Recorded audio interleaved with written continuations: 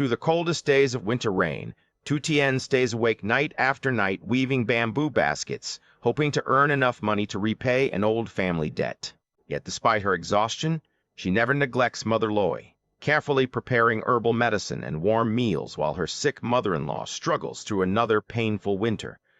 But one morning, Dai's wealthy and bitter relative arrives at their humble home, demanding repayment. She humiliates Tu Tien for being poor and looks down on everything the young woman has worked so hard to protect. Then, just moments after walking away in anger, Dai slips and falls helplessly into the freezing mud. Tu Tien now has every reason to turn her back on the woman who just insulted her, but instead she does something Dai could never have expected. A warm bowl of ginger soup, a small fire, and one extraordinary act of forgiveness may be enough to soften a heart that money and pride have hardened for years. Can kindness truly heal a family that has been divided for so long? Stay with us until the end to find out. And if stories about family, compassion, and second chances bring a little warmth to your heart, please take a moment to like this video, subscribe to the channel, and turn on notifications. Your support helps us continue sharing the next chapter of Tu Tien and Jack's journey. A steady winter drizzle tapped against the moss-covered roof, filling the quiet village night with a soft, melancholy rhythm. Inside the old earthen-floored wooden house, a small oil lamp cast a weak, golden glow over Tu Tien's slender shoulders. She sat curled up on a worn straw mat, surrounded by strips of freshly split bamboo. Her hands were dry and cracked from the bitter cold. Still, she worked without stopping. Strip by strip, Tu Tien carefully wove another bamboo basket. Every finished basket meant a little more money, and every small amount she earned brought the family a little closer to paying off the debt Jack had left her to manage while he was away working at a distant construction site. Tu Tien was exhausted. She had barely slept for several nights, but whenever her eyelids became heavy, she looked at the unfinished baskets beside her and continued working. Suddenly, the sharp edge of a bamboo strip sliced deeply across her finger. Tu Tien flinched. A bright drop of blood appeared. She quietly pressed the injured finger against her lips, wiped away the blood, and wrapped it with a small piece of cloth. There was no complaint. No one was awake to hear one anyway. She picked up the bamboo again. Then a violent coughing fit came from the bedroom. Tu Tien immediately dropped everything. Mother, she hurried toward the kitchen. A small wood fire was still burning beneath an old blackened pot. Tu Tien added several pieces of dry wood, then carefully poured out the herbal medicine she had prepared from local leaves and medicinal herbs. Beside it was a small pot of rice porridge. She filled a bowl and carried both into Mother Loi's room. Mother Loi lay curled beneath a thin blanket. The cold and damp weather had made the pain in her joints much worse, and even turning over in bed had become difficult. When she saw Tu Tien approaching, Mother Loi noticed the cloth wrapped around her finger. "What happened to your hand?" "It's nothing, Mother. Just a small cut." Mother Loi looked toward the other room. The unfinished baskets were still visible beside the oil lamp. "You haven't slept again, have you?" Tu Tien smiled. "I'll sleep after I finish a few more." Mother Loi's eyes filled with tears. She pushed the bowl of porridge toward Tu Tien. "You eat first. Look at yourself. You're getting thinner every day." But Tu Tien gently pushed it back. "You need it more than I do." She blew softly across a spoonful of hot porridge and brought it to Mother Loi's lips. "Come on, just a little." Mother Loi reluctantly opened her mouth. Outside, the winter rain continued falling. Inside that poor little house, two women who had almost nothing leaned on each other for strength, and somehow the small fire between them made the cold night feel a little less cruel. By morning, the rain had become heavier.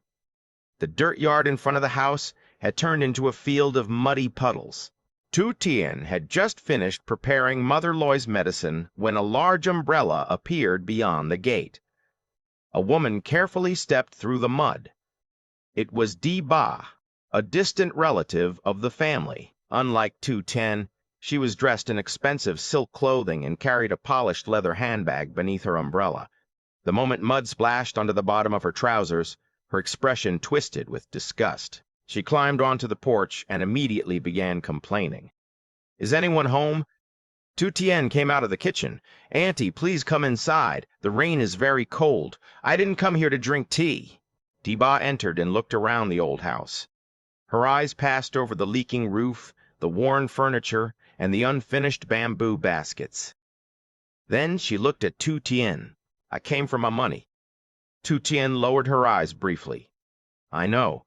You said that last time. I have been working every night. I can repay part of it today." Diba gave a mocking laugh. "Working?" She pointed toward the bamboo baskets. "You think selling these little things will repay a real debt?" Tu Tien remained silent. But Diba continued. "Jack disappears to work somewhere far away. His mother is sick, and you sit here pretending you can hold this family together."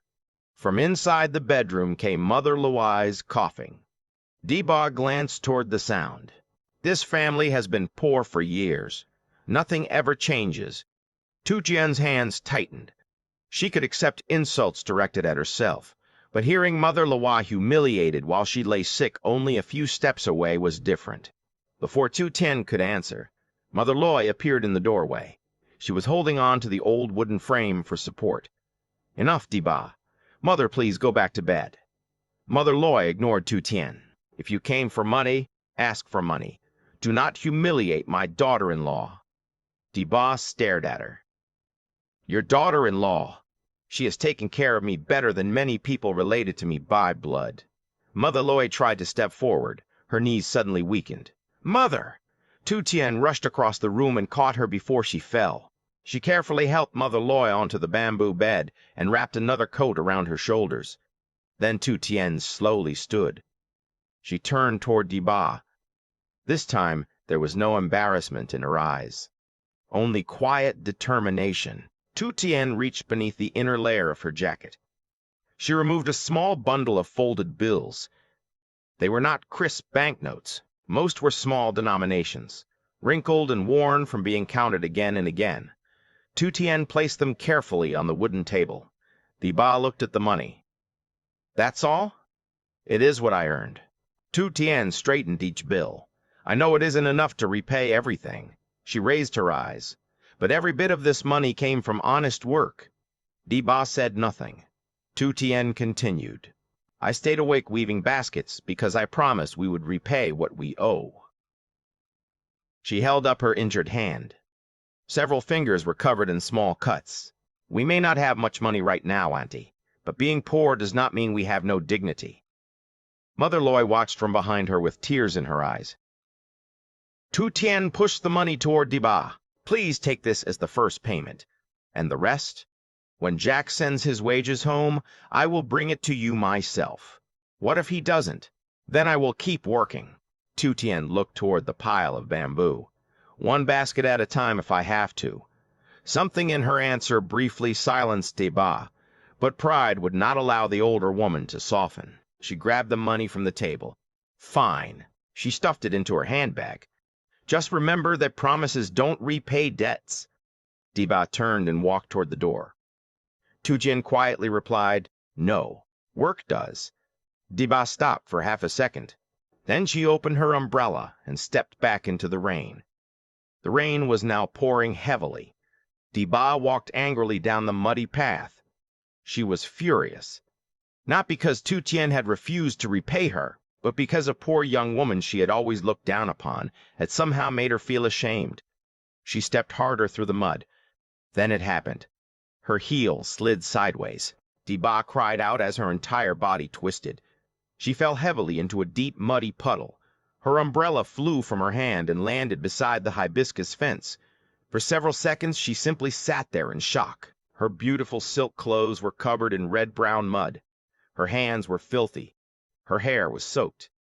But when she tried to stand, a sharp pain shot through her ankle. "Ah!" She collapsed again. The rain continued pouring over her. Diba looked toward the houses around her. No one was outside. For the first time that morning, the expensive clothes, the leather handbag, and the money she had just collected meant absolutely nothing. She was simply an aging woman sitting alone in freezing mud, unable to stand. Then she heard footsteps splashing through the rain. She looked up. It was Tu Tien. Tu Tien had heard the scream from inside the house. She ran outside without even taking time to put on a raincoat. When she saw Diba in the mud, she immediately rushed toward her. Diba looked embarrassed. "Don't touch me. You hurt your ankle. I can stand." She tried. Pain forced her back down. Tu Tien crouched beside her. "Put your arm around my shoulder." Diba stared at her. Only minutes earlier she had insulted this woman inside her own home. Now Tu Tien was standing barefoot in the mud, trying to help her. "Why are you helping me?" Tu Tien did not answer. She simply took Diba's arm and pulled it over her shoulder. The older woman was much heavier than her. Tu Tien slipped twice as she struggled toward the house, but each time she tightened her grip and continued. When they finally reached the kitchen, Tu Tien helped Diba sit beside the wood stove. She wrapped a thick towel around her shoulders. Then she added more firewood. "Sit here. You need to warm up." Tu Tien boiled water and added a little salt. She carried over a basin and placed it near Diba's swollen ankle. Then she knelt. Diba quickly pulled her foot back. "What are you doing?" "Cleaning the mud so I can see where you are hurt." "You don't have to do that." Tu Tien looked up. "If the swelling gets worse, you may not be able to walk." Without another word, she gently washed the mud from Diba's feet. The same hands Diba had mocked for weaving cheap bamboo baskets were now carefully helping her. Diba stared at those hands. Cuts covered several fingers. One wound had opened again in the rain. A thin line of blood mixed with the water in the basin. Diba's expression slowly changed. The rain gradually softened. Only droplets continued falling from the old roof. Tu Tien returned from the kitchen carrying a steaming bowl. Fresh ginger filled the room with a warm, spicy fragrance. She placed it carefully into Diba's hands. "Drink this while it's hot." Diba looked down at the bowl. "You made this for me? You were soaked in cold rain. You could get sick." For several seconds, Diba could not speak. Then she looked again at Tu Tien's injured fingers. "Those cuts." Tu Tien instinctively hid her hands. "They're nothing." "From the baskets?" Tu Tien nodded. Diba looked toward the table where she had taken the small pile of money. Every wrinkled bill suddenly felt different. Those were not simply small notes anymore. They were hours without sleep, cold fingers, blood, and a young woman desperately trying to keep her promise. Diba's eyes began to fill with tears. "I said terrible things to you." Tu Tien remained quiet. "I called you useless." Diba's voice trembled. "And after all of that, when I fell," she could not finish. Tu Tien sat beside her. "You were hurt. After what I did, you could have left me there." Tu Tien shook her head. "If I had done that, your cruelty would have changed who I am." That sentence broke the last of Diba's pride. She began to cry. She reached into her damp handbag and pulled out the old debt paper. Mother Loi watched silently from the doorway. Diba looked at the document for a long moment. Then she tore it in half. And again, and again. Tu Tien was stunned. "Auntie, I don't want this money anymore, but we owe you." Diba shook her head. "No." She looked toward Mother Loi. "I have spent years remembering what this family owed me." Her voice broke. "And I forgot what I owed this family." Mother Loi's eyes filled with tears. "We are relatives." Diba lowered her head. "That is exactly what I forgot." Tu Tien reached for the torn paper, but Diba stopped her. "Keep your money." She gently touched Tu Tien's wounded hand. "Buy medicine for your mother." For the first time, Tu Tien saw no arrogance in Diba's face, only regret. By the next morning, the rain had finally stopped. Warm sunlight entered through the old window and spread across the earthen floor. Mother Loi sat beside the kitchen fire, wrapped in a thick blanket. Tu Tien was preparing breakfast, and unexpectedly, Diba was still there. Her ankle remained swollen, so she had spent the night at the house. But something about her had changed. Instead of complaining, she helped Mother Loi sort medicinal herbs. Then Tu Tien's phone began to ring. Jack was calling. Tu Tien immediately answered the video call. Jack's sun-darkened face appeared on the screen. Behind him was the distant construction site where he had been working. Tu Tien, she smiled. Are you okay? I'm fine.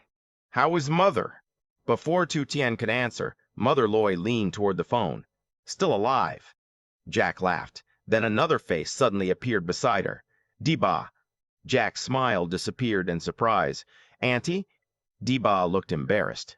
Don't worry. I didn't come here to cause trouble. Tu Tien smiled quietly. Diba continued. You focus on your work and come home safely. She looked toward Mother Loi. I'll come by and help Tu Tien take care of your mother. Jack stared at the screen. He clearly had no idea what had happened. What did I miss? Everyone began laughing. Tu Tien looked at Mother Loi. Mother Loi looked at Diba. Only one day earlier, anger and resentment had filled this house.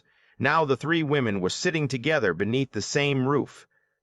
Jack's eyes became red. Thank you for taking care of them. Diba shook her head. No, Jack. She looked toward Tu Tien. I think your wife was the one who took care of all of us. After the call ended, Tu Tien stepped outside. Drops of water still hung from the leaves. The village road was wet, but the clouds had opened, and sunlight was spreading across the fields. Mother Loi called her back inside for breakfast. Tu Tien turned toward the little house. It was still poor. The roof still needed repairing. There were still unfinished bamboo baskets beside the wall. But something important had changed. A debt had disappeared, and something much harder to repair had begun healing. A family. Every long, freezing rain eventually gives way to the warmth of morning sunlight. Perhaps the human heart is the same. Sometimes it does not take wealth, punishment, or revenge to change someone. Sometimes all it takes is one hand reaching toward us at the very moment we know we do not deserve it.